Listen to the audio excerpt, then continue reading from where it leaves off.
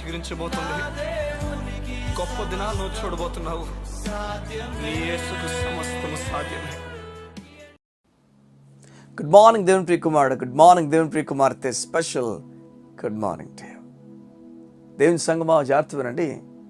పౌలు ఈ విధంగా రాస్తూ ఫిలిప్పీ సంఘం చెప్తాడు, ఫిలిప్పియా సంగమా, మీరు మొదటి దినం నుంచి ఇదివరకు కూడా ఇప్పటి వరకు కూడా సువార్త విషయంలో నాతో కూడా పాలిభాగస్తున్నందుకు నేను సంతోషపడుతున్నాను అని మాటలు రాస్తాడు. ఫిలిప్పీ సంఘము పౌల్ మిషనరీ జర్నీలో పరిచయమైన ఒక స్థలం, లేకపోతే ఆ స్థలానికి వెళ్ళి దేవుని మాటను మొదటిసారి ప్రకటించాడు. పౌలే ప్రకటించాడు. ఆ చోట్ల మాసిదోనియా ప్రాంతాల్లో ఫిలిప్పీ సంఘము, తెస్సలోనిక సంఘము, ఈ సంఘాలన్నీ కూడా ఆ చోటే ప్రారంభమయ్యాయి. ఈ తెస్సలోనిక సంఘం, ఫిలిప్పీ సంఘము తర్వాత తెస్సలోనిక సంఘము ఏర్పడింది. ఫిలిప్పీ సంఘానికి వెళ్ళి అక్కడ దేవుని వాక్యాన్ని ప్రకటించాడు, శ్రమపడ్డాడు, శ్రమను అనుభవించాడు. ఆ తర్వాత తెస్సలోనిక సంఘానికి వచ్చాడు. ఫిలిప్పీ సంఘం దగ్గరే చెరసాల్లో పెడతారు. ఫిలిప్పీ సంఘం దగ్గరే చెరసాల్లో ఉంచి ఆ రాత్రి పాటలు పాడుతుంది కూడా అదే స్థలంలో. మొత్తానికి వారందరూ చాలామంది రక్షింపడతారు. ఆ చోట రక్షింపడిన తర్వాత పౌలు తెస్సలోనిక సంఘానికి ప్రారంభమవుతాడు.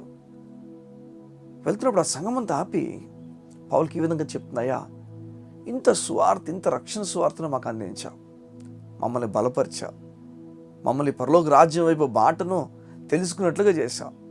ఏ విధంగా ఈ సువార్త నిమిత్తంలో మేము కూడా నిలబడగలం అని చెప్పి అడిగితే పౌలు చాలా విషయాలు చెప్పాడు. ఈ విధంగా మీరు నిలబడచ్చు అని చెప్పి వారికి ప్రోత్సాహం అందించాడు. అప్పటి నుంచి తన ఫిలిప్పీ సంఘానికి రాస్తున్నంతవరకు కూడా ఫిలిప్పీ సంఘము పౌలుతో నిలబడింది. సువార్త విషయంలో చాలా విషయాల్లో చాలామంది నిలబడతారండి.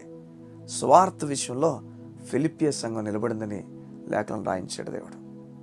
బైబిల్ చెప్తుంది, తెస్సలోనిక సంఘము మిగతా సంఘాలట అవి నిలబడలేదట తినతో పాటు ఇచ్చు విషయంలో.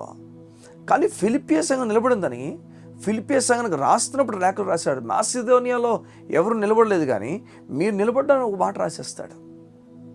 నిజం ఇదే. నీవు దేవుని కోసం నిలబడితే, స్వార్థ నిమిత్తం నిలబడితే పరలోకమందు నీ గురించి రాసేస్తాడు దేవుడు.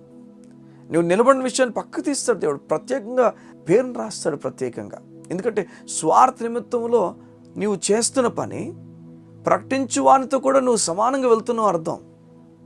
ప్రకటించు వానితో బైబిల్ చెప్తుంది, పౌలు చెప్తాడు, నేను ప్రకటిస్తున్నప్పుడు ఈ కృపలో మీరు కూడా పాలిభాగస్తూనే ఉన్నారట. ఎంత గొప్ప మాట ఇది.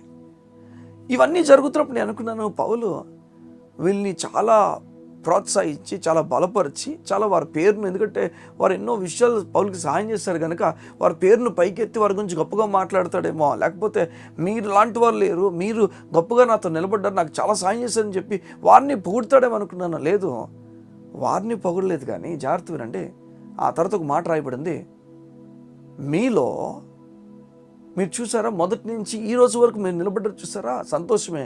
కానీ మీలో ఈ సత్క్రియ, ఈ మంచి కార్యము, మంచి పని ప్రారంభించిన వాడు దేవుడే, అంతం వరకు ఆయన చూసుకుంటాడని చెప్తాడు. ఏం చెప్తున్నాడంటే, నాకు అవసరాలు చాలా ఉన్నాయి, నా జీవితంలో అవసరాలతో నేను నింపబడ్డాను అని పౌలు చెప్తూ ఏం చెప్తున్నాడంటే, అన్ని అవసరం ఉన్నా ఈ అవసరాల సమయంలో దేవుడు మిమ్మల్ని నిలబెట్టాడు, అయితే అంతవరకు ఆయన కొనసాగిస్తాడు. లేదా దేవుడు ఇంకెవరిని లేపుతాడు, నాకు కంగారు లేదు. కానీ మీలో ఈ మంచి కార్యం ప్రారంభించింది మాత్రం దేవుడే, ఆయన వైపు నాకు ఆనందిస్తున్నాను. నిజం సంగమా, పౌలు మనకేం నేర్పిస్తున్నా అంటే మనుషులపైన ఆధారపడద్దని చెప్తున్నాడు. నిజమేది, మన మనుషులపైన ఆధారపడకూడదు. సేవకులు ముఖ్యంగా ఎవరు మనకు సాయం చేస్తారని చూడాల్సిన పనిలే. నిశ్చయముగా దేవుడు మన కొరకు ఎవరిని దాచుంచాడో వారిని దేవుడు లేపుతాడు. లేదా కాకుల ద్వారా కూడా దేవుడు ఆహారమును మనకు పెట్టగలడు. పైనుంచి వర్షం వలె మన్నాని కూడా దేవుడు కురిపించగలడు. అవసరమైతే ఏదైనా చేయగలడు. ఆయన మారిపోలేదు, ఆయన అలాగే ఉన్నాడు. నేను పోషించడానికి తెలుసు. ఈ లోకం ప్రశ్నిస్తుంది మనకు ఒక ప్రశ్న, సేవకుడు కదా ఎలా పోషించబడతావు, మనుషులు ఇస్తే తప్ప నువ్వు పోషింపబడవు. అది నిజం కాదన్నటికీ కూడా దేవుడు ఎవరినైనా వాడుకోగలడు, దేవుడు ఏదైనా చేయగలడు. అది అవసరమైనప్పుడు ఆయన ఏ విధంగా చేయాలో ఆయనకు తెలుసు, ఆయనకి ఎరుకే ఉన్నది.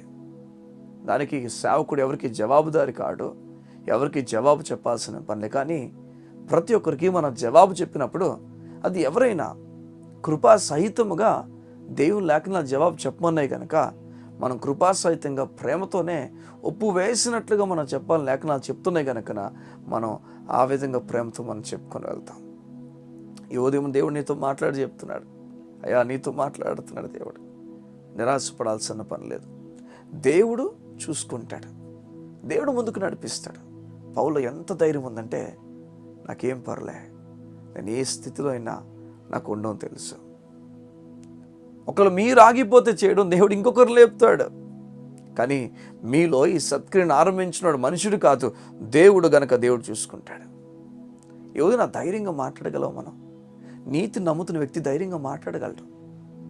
నేను నీతిమంతుడినండి, నన్ను ప్రేమించాను, నీతిమంతుడిగా మార్చాడు ఆయన, నా పైన పాపమంతా తొలగించేసాడు ఆయన, నన్ను ప్రేమించుచున్నాడు, నా పట్ల ప్రేమ కలిగి ఉన్నాడు. ఎప్పుడైతే ఈ విషయాల్లో నేను నీతి గురించి మాట్లాడతామో ఖచ్చితంగా దేవుడు పోషిస్తాడు. ధైర్యంతో కూడా మనం మాట్లాడగలం. అట్టి ధైర్యము నీ కుటుంబానికి దేవుడు అనుగ్రహించును గాక. ఈ ఉదయం నమ్ముతారా? నాతో కలిసి దేవుడు పోషిస్తాడు, నమ్ముతారా? విడిచిపెట్టడు ఆయన, 100% నిన్ను పోషిస్తాడు. గొప్ప ధైర్యము నీకు నీ కుటుంబానికి దేవుడు కలుగు చేయును గాక. కళ్ళు మూసుకున్నట్లయితే మీ గురించి ప్రార్థన చేయడానికి ఇష్టపడుతున్నాను. మా ప్రియ పరలోకపు తండ్రి, మీకు వందనాలు. నీ బిడ్డలు మనుషుల మీద ఆధారపడకూడదని మీరు ఆశపడుతున్నారు. నీ బిడ్డలు మనుషుల మీద ఆనుకోకుండా నీ మీద ఆనుకోవాలని మీరు ఆశపడుతున్నారు. నీ బిడ్డలు నీ పైన ఆనుకోవడానికి ఆశపడుతుండగా నీ ఆశను వారు నెరవేర్చి నీ హృదయ కోరిక ప్రకారంగా వారు బ్రతుకున్నట్లుగా తండ్రి నీ బిడ్డలని మీరు దీవించండి, వారిని ఆయుత్తపరచండి, బలపరచండి, వారిలో నూతనమైన కార్యము జరిగించండి. నీ కొరకు వారు బ్రతికి చలించినట్లుగా ఉన్నతమైన కార్యాలు తలపట్టులాగా సాయించండి. నీకు వందనాలు. నీ కృపకు వారిని అప్పగించుకుంటూ యేసు నామమున ఈ దినము ఊహించని కార్యాలు వారి జీవితం జరిగించమని అడుగుతూ ప్రార్థించుచున్నాను తండ్రి. Amen, amen, amen. ఈ ఉదయం దేవుడు నీతో మాట్లాడి చెప్తున్నాను, నిరాశపడద్దు, గొప్ప కార్యాలు మీ కొరకు దాచించని చెప్తున్నాను. God bless you. See you tomorrow.